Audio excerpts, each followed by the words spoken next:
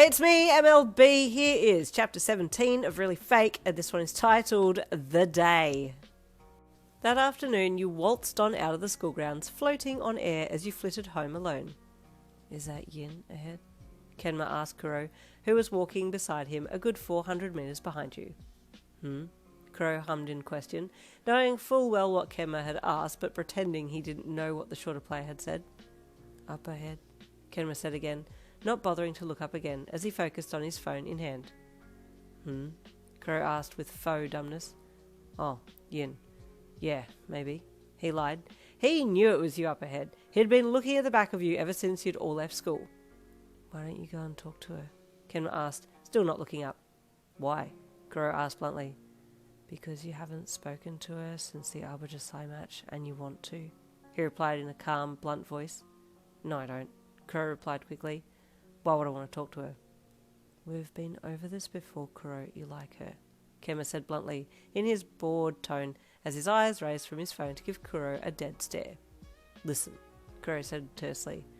Ever since the captain of the Arbiter Sai team showed an interest in her, she's ignored me. Why would I chase someone who's easily distracted by another guy? No thanks, he said frankly. You know Trashikawa was only doing that to get to you, Kenma reminded the tall, spiky head captain in his calm voice. He's not really interested in Yin. He just wanted to throw you off your game. Okay, but what about her though? Kuroo asked Kenma. She'll go for anyone who'll show her some attention. Do I really want a girlfriend like that? So you are thinking about her as your girlfriend? Kenma mused calmly before looking back down at his phone. No, Kuroo retorted quickly, knowing damn well he'd just put his foot in it. You need to stop playing matchmaker. It'll make you go blind. That's a lie. No, it's not. Yes, it is. Not. Is. You were in your own little world, dreaming about Oikawa and your date the next day, wondering what he had in store for the two of you. He hadn't told you what you were doing yet. All he had done was give you a location, and he said he would meet you there. He's so romantic. I can't wait to spend the day with him, you thought, as a big smile graced your face. You skipped the rest of the way home and went through your wardrobe, trying on different outfits and dreaming about kissing him while you begged for time to go faster. The next morning, you were up early, unable to eat due to the butterflies in your stomach that were dancing with unbridled anxiety. I gotta eat something, but I can't. Maybe he has food planned for the day as well. I'm sure he would. He seems so well planned, you thought. Time slowly ticked by, and finally it was close enough to the time that you'd need to leave to meet him. Leaving now, you texted him, adding a bright smile emoji on the end. Can't wait to see you, cutie, he replied, adding the kiss face emoji on the end. You smiled to yourself and made your way to the meet-up point. He had asked to meet you at a water fountain in town, and you found it quickly and looked around. Must be early, you thought, when you didn't see him there.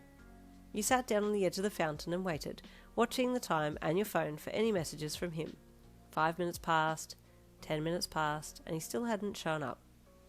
Hey, everything good? You texted him, wondering where he was. There was no reply. Hope he's okay, you thought, as you looked at your phone once more. Suddenly a shadow fell across you and you looked up, into the pretty face of Oikawa.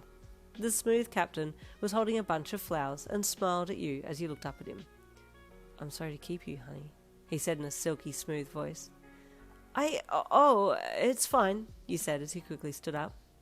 These are for you.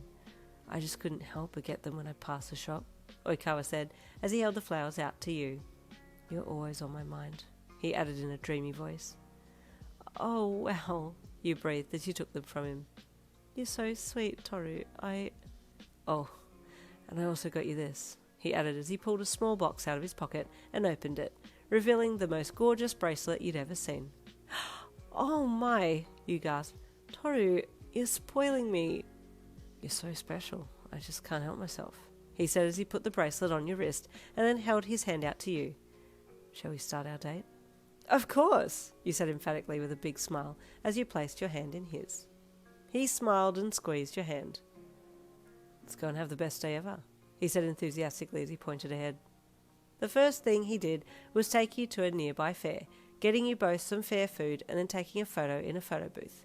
He was so attentive to your needs, and you had a great time, giggling like a little schoolgirl at everything he said.